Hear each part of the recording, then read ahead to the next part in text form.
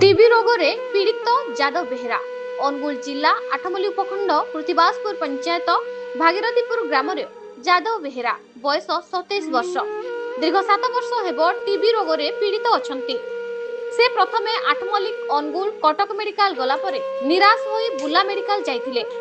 से मध्य फिराई देथिला। एबे से घरे सोई रहिचंती।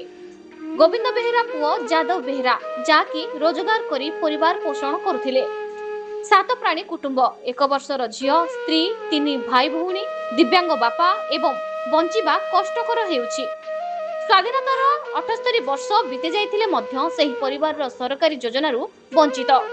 से एबे भी राशन कार्ड इंदिरावास विद्युतर वंचित अछंती। चालिबाकू हेले 2 ओली खटिले जाई खाइबाकू मिलछि। से चिकित्सा हेबा पई अर्थबाधक साजिछि। तांको स्त्री संध्याराणी बेहेरा मोहन सरकार को निवेदन करचंती कि मो स्वामी को भल करबा सहित चलिबा पई मौलिक सुविधा जोगाई देबाकू गणमाध्यमको अनुरोध करचंती। अनुगुल जिल्लारू स्वतंत्र प्रतिनिधि गोविंद चंद्र नायक रिपोर्ट न्यूज ओडिशा टीवी।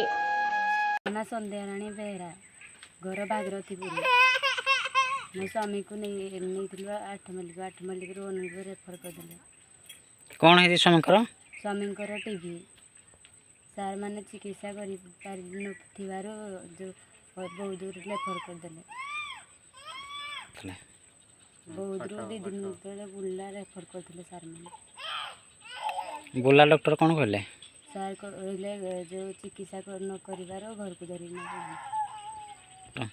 नहीं सार राशन कार्ड नहीं। राशन कार्ड नहीं चावल नहीं। राशन कार्ड नहीं चावल नहीं। सरकार चावल को हां सरकार सरकार को निबंधन कर स्वामी को भल कर। हमर किंदी राशन कार्ड हो पार सरकार को गुहारी करूँ।